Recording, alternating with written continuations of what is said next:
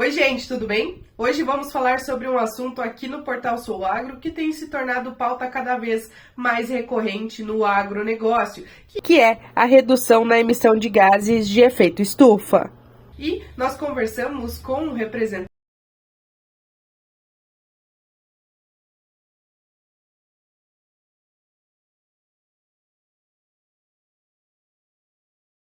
Realmente, né, nos últimos meses tem tido o assunto mudanças climáticas, ele tem ganhado muito mais força, especialmente estratégias para redução de emissão de gases do efeito estufa, né? Isso tem a ver basicamente com dois fatos que ocorreram, né? Um ainda em andamento. A questão da pandemia da Covid-19, né, que ela fez com que as pessoas experimentassem um mundo sem se transportar muito, sem experimentar tanto consumo de diesel, e gostaram disso, né? Então, a gente sabe de relatos de pessoas que moram em cidades grandes sobre conseguir ver o céu e tal, até por isso esse fato eles chamam de fator céu azul. As pessoas que não tinham tanto acesso a ver o ambiente, tanto contato com a questão do céu, do ambiente limpo, do ar mais limpo, não tinham essa sensação, né? Então, a questão de urgência de se rever a matriz energética, ela ficou clara, mais clara para a maioria das pessoas, né, que experimentavam um dia poluído todo dia desde que nasceram, e daí passaram durante a Covid-19 por um momento com menos tráfego de veículos e entenderam, opa, gostei desse momento. O que a gente pode fazer para reverter, né? Então, esse é um fato. E outro é a questão da guerra na Ucrânia, né? Então, com a guerra entre Rússia e Ucrânia, houveram dois impactos. Um na parte de fertilizantes, né, em que a Rússia é um grande fornecedor de fertilizantes para o agronegócio brasileiro. Então, a gente, dentro da iminência, né, de alguma dificuldade em se trazer fertilizantes, se olhou para estratégias que podem reduzir emissões de gases de efeito estufa e produzir fertilizantes no próprio território brasileiro, e também a questão de se ver alternativas ao gás natural, né? Então, no Brasil, a gente não precisa de aquecimento, como os países europeus precisam, e sentiram mais na pele essa falta de fornecimento de gás.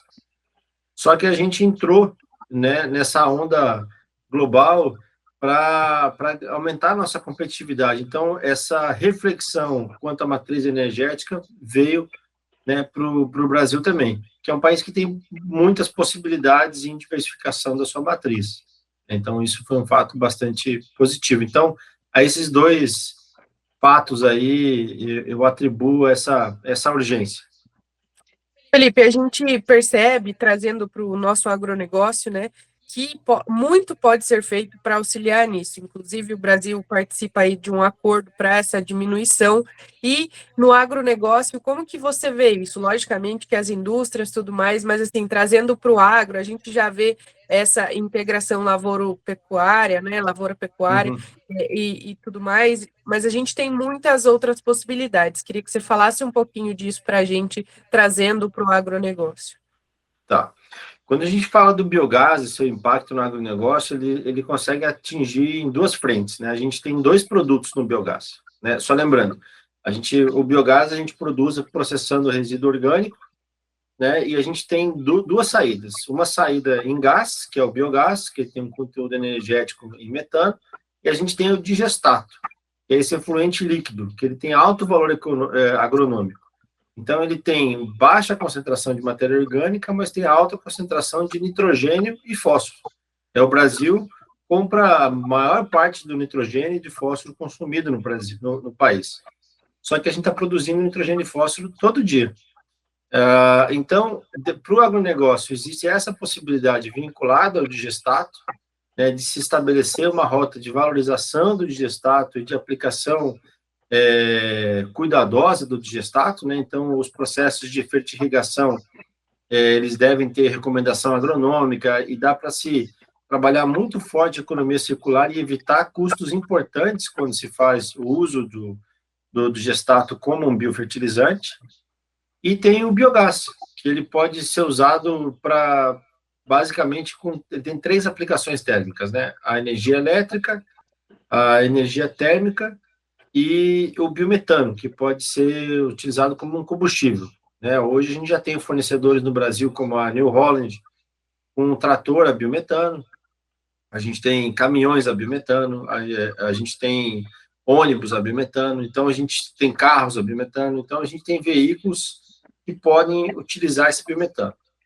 Mas o resultado que ele pode ter para o agronegócio depende muito da região onde ele está instalado. Então, é bastante comum as pessoas perguntarem para a gente qual é a melhor coisa para fazer com o biogás. Né? Depende da sua questão energética. Então, em alguns lugares, falta muita energia. Onde falta energia, o biogás é uma bela de uma solução, porque você armazena o biogás e você pode usar ele nos momentos de falta de energia. Então, você consegue armazenar. Essa despachabilidade é uma característica importante do biogás que nenhum outro renovável tem. Né? Se a questão é econômica, por exemplo, se o custo da energia está muito alto, mas não te falta energia, solar é uma opção. Agora, se a questão é custo e disponibilidade, só o biogás consegue resolver o seu problema. E quando a gente olha para a térmica, né, a gente tem visto, especialmente no oeste do Paraná, uma preocupação crescente em relação à falta de lenha. Então, a lenha tem aumentado em custo, né, e cada vez tem se viajado muito mais para comprar lenha.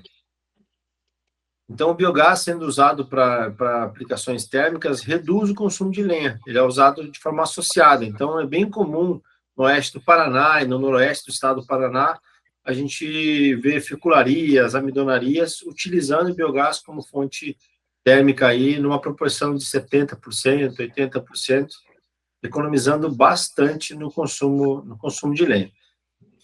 E, nesse caso, o que acontece? O biogás ele entra como um vetor de ampliação de competitividade do agronegócio, né? Então, o produtor ou a agroindústria que tem o seu energético à disposição, evita esses custos, ela acaba aumentando sua competitividade. Então, ela faz esse aumento de competitividade com um custo ambiental baixíssimo. Né? No fundo, ela acaba evitando custos ambientais importantes de se cortar lenha em outros lugares, transportar essa lenha consumindo diesel até a sua unidade industrial. Né? Então, esses são custos, são externalidades positivas aí de quem usa o biogás como uma estratégia. O oeste do Paraná se destaca por já estar pensando nisso muito antes desta pauta ser tão recorrente. A gente sabe, a gente que está aqui no oeste, a gente percebe que essa preocupação ela já existe muito antes dela se tornar uma pauta tão importante e tão falada como a gente tem nos últimos meses. Então, o oeste paranaense já avançou muito com relação a isso, né? O oeste do Paraná, desde 2006, né, já produz biogás e a gente já exporta aí alguns modelos de negócios e arranjos tecnológicos para produzir biogás, né? Então, o primeiro projeto de geração distribuída aí foi num projeto aqui em São Miguel do Iguaçu, na Igreja Colombari. Ele se popularizou na solar, mas ele começou com biogás. A gente tem no oeste do Paraná mais de 57 plantas, né, produzindo biogás. Elas são de dejetos da suinocultura, dejetos da bovinocultura, laticínios, frigoríficos, estações de tratamento de esgoto, aterro sanitário, fecularias de mandioca. Agora a gente está terminando de instalar uma central de bioenergia em Toledo, que vai receber resíduos. Então, são modelos bastante diversificados, porque desde 2006, dentro de um projeto, dentro de uma iniciativa da Itaipu Nacional, começou a se trabalhar tecnologias para melhorar a qualidade da água no oeste do Paraná. Né? O foco deles sempre foi a bacia do Paraná 3. E entre essas estratégias estavam o biogás. Então, ele veio se desenvolvendo e como ele é uma tecnologia ambiental atrelada a um serviço ambiental, né, então, e você tem resultados econômicos, né, você evita custos com energia elétrica, com térmica e tal, ele é um serviço ambiental que gera receitas. Então, isso permitiu alavancar essa tecnologia. Então, Itaipu Nacional, Parque Tecnológico Itaipu trabalharam forte nisso e criaram um centro de estudos do biogás, e depois, há 10 anos atrás, se transformou no que hoje a gente conhece como CI Biogás.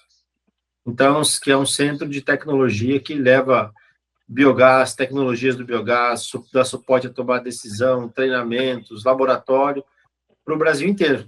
Então, hoje, o Oeste do Paraná é uma referência no Brasil em termos de tecnologia, modelos de negócio, estratégias de mercado.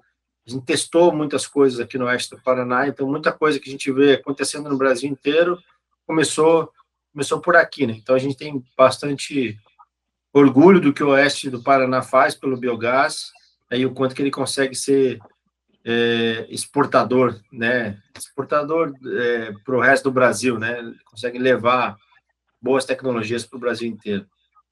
Então, Felipe, podemos dizer que nisso tudo, nesse Brasilzão que estamos, o Oeste do Paraná está aí vários passos à frente nesse debate que a gente tem agora, né? Exatamente. Quem vem ao Paraná consegue, ao Oeste do Paraná, consegue ver bons exemplos de onde consegue chegar, né? Então, até pouco tempo atrás, tem um colega de Rondônia que estava por aqui. Quando ele vem para cá, ele brinca que ele está vindo para a capital do biogás, né? Que a região é a capital do biogás. Ele consegue ter muitas experiências boas, muitos exemplos do que levar, né, para Rondônia, para fazer as coisas acontecer, né? O empreendedor está levando muitos projetos de biogás para lá, então ele está por aqui direto. E Rondônia é longe para caramba, né? Então tem muitos outros estados, muitas regiões mais perto, mas ele vem para cá quase que uma vez por ano para conhecer projetos. Então, acho isso um ponto bastante importante. O que acontece para quem está olhando para um projeto de biogás, o primeiro ponto é olhar para dentro de casa, olhar para o substrato, né, para o resíduo que você tem à disposição e o quanto de biogás você consegue produzir com ele. Depois, você olha para a tua demanda de energia, né? Onde você precisa de energia? É na elétrica, é na térmica, é no veicular, e daí trabalha para fechar essa conta de oferta de biogás com demanda energética. Por que começar no substrato é importante? Porque é ele que define a tecnologia que você vai ter. Então, a gente tem que ser muito cuidadoso ao olhar outras plantas, visitar outras unidades e falar, porque esse cara fez um biodigestor assim, esse fez um biodigestor assado. Quem manda na tecnologia é o resíduo que você tem à disposição. Então, existem tecnologias mais adequadas para cada tipo de substrato. Então, isso é importante. E não olhar, eu quero um biodigestor daquele tamanho, de concreto, assim, assado. Talvez o teu resíduo não peça isso, não demande isso. Então, é muito importante ter atenção com o substrato. E lembrar sempre que o biodigestor ele precisa é uma planta para ser operada. Ele é um processo biológico. Então, ele tem essa diferença importante em relação a uma solar, por exemplo, que você instala a solar e esquece que ela está lá. No máximo, você limpa as placas. O biodigestor, você já precisa alimentar ele todo dia, você precisa ter atenção com as válvulas de segurança, você precisa ter atenção ao rendimento dos equipamentos, você precisa dar manutenção no teu gerador. Então, ele precisa dessa operação, né? Então, quem você contratar para colocar teu projeto de pé, né? Todos os fornecedores sempre exija deles treinamento, né? Então, garanta que você está preparado para operar tanto o biodigestor, quanto o gerador, quanto a qualquer sistema de segurança, tudo que for instalado. Então, essa é a minha principal dica para vocês, né? Conheça o seu substrato e exija que os teus fornecedores te treinem para fazer a operação dos equipamentos que eles instalaram. E Felipe, é positivo, né? É um bom investimento para o produtor e ele vai ter bons resultados. Vai ter bons resultados. Não tenho dúvida. É isso, gente, mais um vídeo aqui no canal do Portal Sul Agro. Eu espero que você já seja inscrito, mas se ainda não se inscreveu, já sabe, né? É só se inscrever, ativar o sininho e ficar por dentro de tudo que acontece no agronegócio. Até a próxima!